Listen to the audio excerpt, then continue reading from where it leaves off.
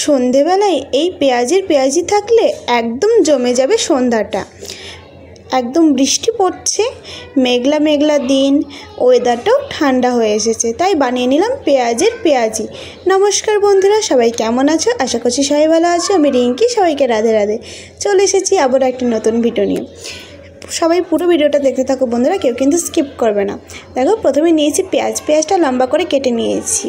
কাটার আগেই কিন্তু ধুয়ে নিয়েছিলাম পেঁয়াজটা। আর নিয়েছি এখানে বেসন। পেঁয়াজি বানাচ্ছি, বেসন নেব না তাই কখনো হয় বলো বন্ধুরা? বেসন না নিলে তো হবেই না। আর নিয়েছি কাঁচা লঙ্কাগুলো কুচিয়ে নিয়েছি। কাঁচা লঙ্কার পরিমাণটা তোমরা নিজেদের মতো দিয়ে দেবে, যে যেরকম ঝাল পছন্দ করো সেইভাবেই দেবে। চলো, একটা বাটি নিয়েছি। এবার এর মধ্যে দিয়ে দিচ্ছি পেঁয়াজ। যেই কেটে রেখেছিলাম ওই পেঁয়াজগুলোই দিয়ে দিচ্ছি বন্ধুরা। পেঁয়াজগুলো দেওয়া হয়ে গেছে, তারপর দিয়ে দেবো কাঁচা লঙ্কা। আহা, দেখি কত ভালো লাগছে পেঁয়াজের ওপর কাঁচা লঙ্কা, তাই না? চলো, এবার দিয়ে দিচ্ছি পরিমাণ মতো হলুদ, দিয়ে দিলাম সামান্য পরিমাণে ধনে গুঁড়ো, দিয়ে দিয়েছি স্বাদ মতো লবণ। এবার পেঁয়াজটাকে আগে ভালো করে চটকে নেব বা মেখে নেব।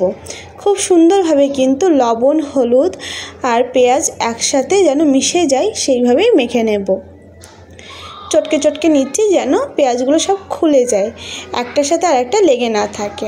মাখা হয়ে গেছে, এবার এর মধ্যে দিয়ে দিচ্ছি বেসনটা। চলো, বেসনের সাথে এবার পেঁয়াজটা খুব সুন্দরভাবে মেখে নেব। প্রথমেই আবার জল দিয়ে দিও না বন্ধুরা, কারণ জল লাগবে কি না দেখে তারপরেই জল দিও। আমার দেখো একটু শুকনো লাগছিলো, সেই জন্য সামান্য পরিমাণে জল দিয়েছি, একদম 1 চামচের মতো জল দিয়েছি। ব্যাস, খুব সুন্দর করে কিন্তু মেখে নিয়েছি জল দিয়ে। প্রথমেই জল দিলে কিন্তু অনেকটাই পাতলা হয়ে যাবে, সেই জন্যই কেউ প্রথমে জল দেবে না, আগে মেখে দেখে নেবে। মাখা কমপ্লিট হয়ে গেছে, এদিকে তেলটাও বসিয়ে দিয়েছি। তেলটা এবার খুব সুন্দর করে গরম করে নেব। সুন্দরভাবে গরম হয়ে গেলে এবার পেঁয়াজিগুলো ভেজে নিই। চলো, একে একে ছোট আকারে দিয়ে দিচ্ছি। আমাদের সন্ধ্যাবেলায় পেঁয়াজি বা বেগুনি এইসব থাকলে তো একদম জমেই যায়, সাথে একটুখানি হাতে ভাজা মুড়ি, ব্যাস আর কি চাই। আর এই বৃষ্টি একদম জমে যাবে কিন্তু। একে একে দিয়ে দিচ্ছি। প্রথমে ভাবলাম একবারেই সবটা দিয়ে দেব, কিন্তু দেখলাম জায়গা করতে পারবো না, সেই জন্য ভাবলাম থাক, আর জায়গা করার দরকার নেই, দুবারেই ভেজে নেব।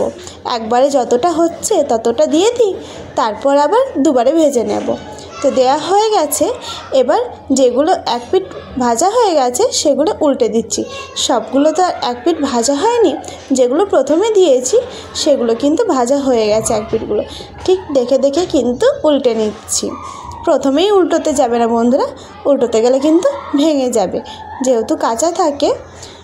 তো এবার উল্টে পাল্টে ভালো করে কিন্তু ভেজে নিতে হবে। বেশ অনেকটাই ভাজা হয়ে এসেছে বলে এবার উল্টে পাল্টে নিচ্ছি ভালো করে। বেশ লাল করেই কিন্তু ভেজে নেব। আহা, আমার তো মুখে জল চলে আসছে বন্ধুরা, দারুণ লাগে কিন্তু পেঁয়াজি। গ্যাসের ফ্লেমটা লো রেখেই কিন্তু ভেজে নিচ্ছি আমি। তোমরাও কিন্তু গ্যাসের ফ্লেমটা লো রেখেই ভেজে নেবে। দোকানে তো কিনতে যাও, একবার বাড়িতেই বানিয়ে দেখো বন্ধুরা। দোকানের থেকে বাড়িতেই আমার মনে হয় যেন সব কিছু বেশি ভালো হয়। অবশ্য যেটা আমাদের সাধ্যের মতো আছে, আমরা যেটা পারবো সেটা চেষ্টাই করব আমরা বাড়িতে বানিয়ে নেওয়ার। ভাবছো কি বন্ধুরা? এইভাবে ঝটপট কিন্তু বানানো হয়ে যায়। আর দেখো, সবগুলোই কিন্তু প্রায় ভাজা হয়ে এসেছে। ভালো করে উল্টে পাল্টে দিচ্ছি আমি, যেন দুই দিকটাই ভালো করে ভাজা হয়। ভালো করে ঘুরিয়ে দেবে, যেদিকটা কাঁচা থাকবে সেদিকটা আমি উল্টে দিচ্ছিলাম। বেশ লাল হয়ে এসেছে। এবার ভালো করে তেলটাকে ঝরিয়ে নিতে হবে। চলো, তেলটা খুব সুন্দরভাবে ঝরিয়ে তুলে নিচ্ছি। আমার কাছে টিস্যু ছিল না, সেহেতু আমি এমনিই রেখে দিয়েছি। তোমাদের কাছে টিস্যু থাকলে বন্ধুরা টিস্যুর ওপরে রেখো, তেলটা শুষে নেবে। চলো, যেটুকু বাকি আছে ওইটা আবার তেলের মধ্যে দিয়ে দিই।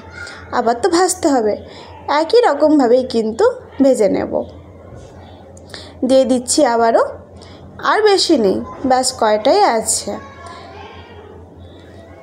প্রথমে মনে হয় অনেকটা হচ্ছে, খাওয়ার সময় দেখা যায় এ বাবা কখন ফিনিশ হয়ে গেল, তাই না বলো বন্ধুরা? আমার তো সেটাই মনে হয়। তো আবারও উল্টে দিচ্ছি, উল্টে পাল্টে বেশ লাল করেই ভেজে নেব।